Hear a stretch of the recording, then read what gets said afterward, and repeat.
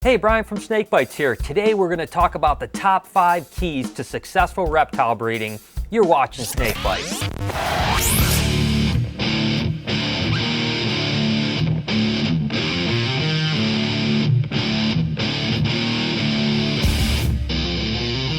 Number 5 in achieving a successful breeding season is planning. It's so important to plan your season out as best you can. Obviously, when I started out with a pair of corn snakes, there wasn't much planning that went into that breeding season. But now that I have thousands of snakes, I make sure to get all of them down on paper and decide what I want to breed to what. Obviously, when I have an animal like this pastel kingspin, I want to have the best genetic outcome. So if I'm going to breed it to an inferno, I also have to realize that if I get a clutch, I'm lucky to get 1 or 2 really cool soul suckers or something like that. It's not realistic to think that you're going to get 6 out of 6 crazy soul suckers. The biggest mistake I see a lot of beginners make is that they think that everything is going to go exactly the way you think it's going to go. The truth is it usually falls a little short, and you don't want to get discouraged when things don't happen exactly the way you plan them. But a plan is the best way to achieve a successful breeding season. Number 4 is to be diligent. It's super easy to switch males into females' cage at the beginning of the breeding season because you're all excited about producing snakes. But when you do it day after day, it's very easy to start getting lazy. It's important to stay diligent the entire breeding season, even if it takes months of breeding. That's the best way you're going to have success. All right, guys, it's Cal's question week. Well, this seems like an issue every single year. I just spent $60 putting gas in my Saturn. Gas prices are rising. Now, do you think it's just the oil companies trying to get rich, or the government trying to explore alternative fuel sources? Regardless of the fact, I might not be here next week. Brian might have to pick me up if gas prices keep going up. Text or video comment below. Let me know what you guys think the reasoning is. In case you guys haven't heard, we've teamed up with some really cool sponsors to throw an awesome video contest. It's called Stand Up for Snakes, and it doesn't matter if you have a really good video camera or a cell phone. We need to see your videos, so click on the annotation and find out all the details. Number 3 is pay attention. This female here laying at the front of the cage tells me she's probably producing follicles. One that lays to the back says that it's either ovulating or maybe even is going to skip the breeding season. If a male isn't breeding, I've got to switch something up. You have to read your animals and pay attention if you want to be successful. Remember, do what the animals tell you to do, not what you think they should do.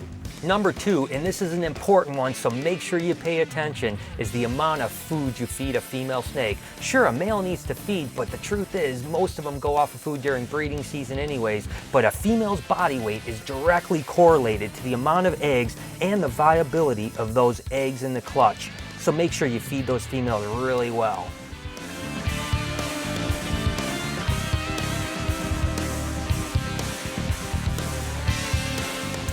And the last thing is to be patient. These things take time. A python's breeding season can be 6 months or more, so you have to make sure that you have a tremendous amount of patience. Again, if you plan, are diligent, pay attention, feed your animals well, and be really patient, you're going to have a successful season. But again, remember, if it's your first breeding season, there's a chance that you might even miss. Don't give up, because it's all about stick-to-itiveness.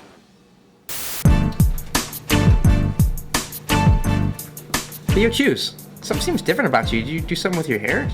Nope, it's not my hair. Choose. That a new hat?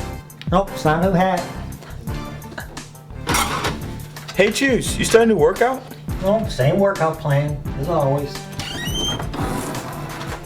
Hello, ladies and gentlemen. Welcome to Beauty Tips with Chewy. Today's secret is the facial beauty mask. Here we go. You've got to find the right animal. No. No. Oh, perfect. Let's see. A little sniff. A little taste. Taste-a-roo. Dip your fingers in. Put a little on the nose and a little on the cheek area. I like to get my beard. It keeps it moist. A little on the sideburns. Okay, you want to get proper coverage on the forehead and cheeks and nose for proper moisture purposes.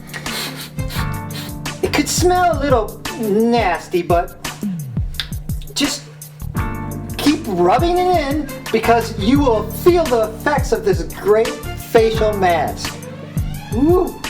Oh, this is very zen and relaxing. It's like a fine silk all over my face. Just please keep this little secret between us. Don't let anybody know. Too late, Ace.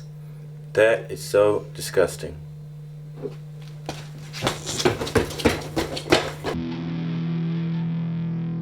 For this week's comment of the week, the question was, is it the animal or the owner that gives a certain breed a bad name? And Cassandra H18 said, It's owner related. There can be some bad animals within a breed, but a good owner will know how to control their animal. In Ontario, Canada, there is a ban on pit bulls. I've seen the dogs knocking their heads against walls and floors trying to get their muzzles off. To them, the muzzle is a punishment, and they can't figure out what they did wrong to be punished. I know of one dog who is going to be killed because another dog ripped off her muzzle, thus making her unmuzzled but dangerous.